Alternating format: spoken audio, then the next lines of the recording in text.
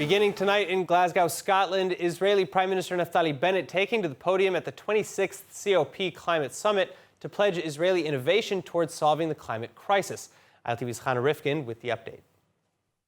As we gather here today in Glasgow, we know that history will judge our generation's response to this threat not by how ambitious we are, but by the actions we take. If we're going to move the needle, we need to contribute Israel's most valuable source of energy, the energy and brain power of our people.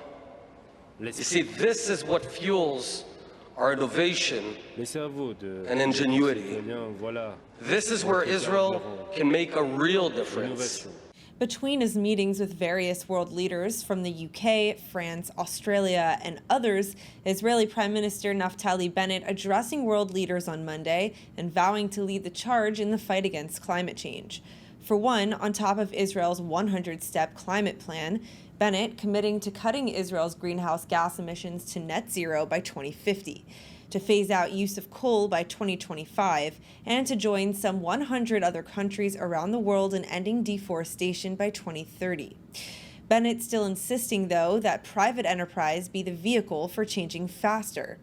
The premier explaining that behavioral change alone will only go so far and that innovators and entrepreneurs must empower the public to take charge. You can be the game changers. You can help save the planet. You see, instead of building yet another hyped-up internet app, why don't you launch startups that'll help solve this global threat?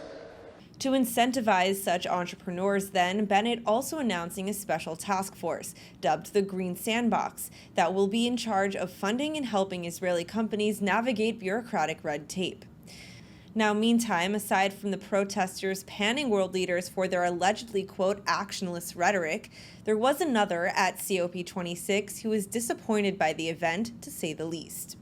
Israeli Energy Minister Karine El-Harar, who has muscular dystrophy, prevented from participating or even entering the Glasgow summit on its first day because the venue wasn't accessible.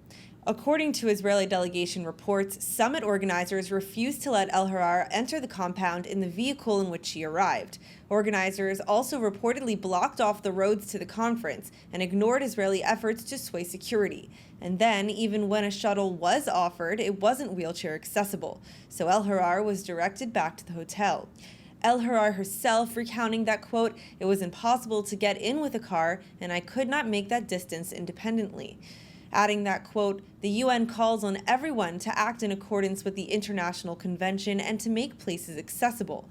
I sincerely hope that today's lesson will be learned so that tomorrow, promoting green energies, removing barriers, and energy efficiency will be the only thing I have to deal with. The good news, it seems the event organizers did learn, El-Harar unable to join the summit on day 2. In other news, it's been about a week since the fledgling government of Sudan fell to another military coup, and at least 11 protesters have now been killed by Sudanese security forces, as thousands protest the takeover.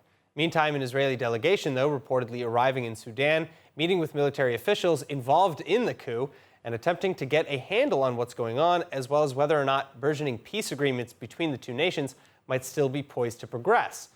Joining me to discuss is research fellow at the Institute for Counterterrorism at the Reichman University of Herzliya and former senior staff member at the United States Congress, Dr. Fadi Ismail.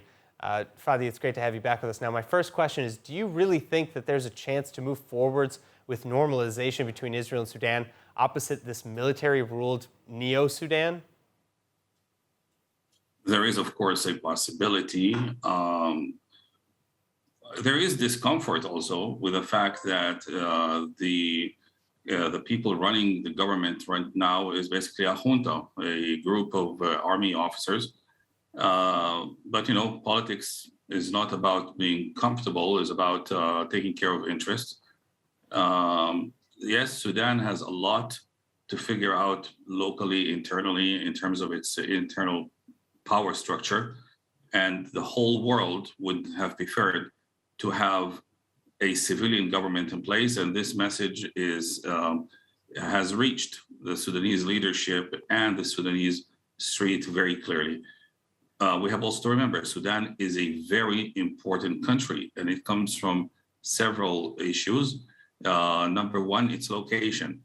It is a very large country that controls a considerable part of the western coastline of the Red Sea, and the Red Sea has become a critical place of a showdown location between different powers in the world.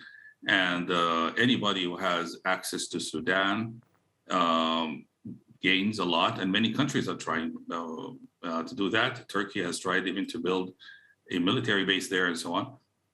The other side is that the Sudan itself has resources inside it that can play an economic role if the country reaches stability and is able to utilize what it has in its own soil. So also, of course, the very important element that Sudan is one of the three main countries that use the Nile River waters. And given the current state of tension vis-a-vis the Renaissance dam in Ethiopia, this is a very, very big issue. So these are grand strategic issues almost. So there are things that can actually shape the region. They have enormous potential for military confrontation, a very, very large one between powerful countries. So, but again, you know, we're talking about the interests of nations, which of course are important, and these interests drive agreements like the Abraham Accords. But again, you know, we still see thousands protesting in the streets, Sudanese officials still refusing to acknowledge or even negotiate with the coup leaders, and at least 11 killed, as I mentioned earlier. If Israel goes through with this normalization opposite this new leadership, wouldn't it be as if Israel were, in a sense, betraying the Sudanese people's government with which it signed these new agreements? Let's be honest. The entity within the Sudanese power structure that was pushing for getting closer to Israel was the military. It wasn't the civilian government. There are civilian entities in Sudan that are very interested in getting closer to the Israel, mostly activists and so on, and I'm in contact with some of them. But the people who were in the Hamdouk family government, and that entire environment there had many elements in it that were not very impressed with the situation with Israel. They understood that it is important to make nice with Israel so that they can have gains in Washington, D.C. So they kind of went along with it, but things are not as smooth as they seem. This is not necessarily bad. I mean, there are several countries in the region that are run by the military. Most obvious example is Egypt. And any connection with Egypt, for example, has to be settled, where it has to be controlled by the military in every case, and that's how it works.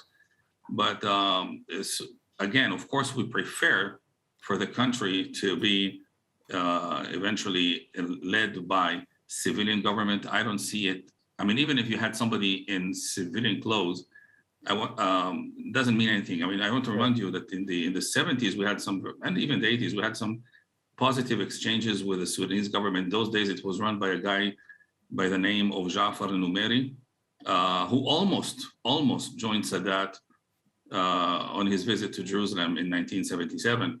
So, but again, that guy was thrown out of power, and we had the Muslim Brotherhood take over. Yeah. So, you know, your choice is not between a thriving Western democracy vis-a-vis or against a dictatorship. It's not exactly like that, okay? So we would rather have, of course, a civilian leadership in place, but you work with what you have.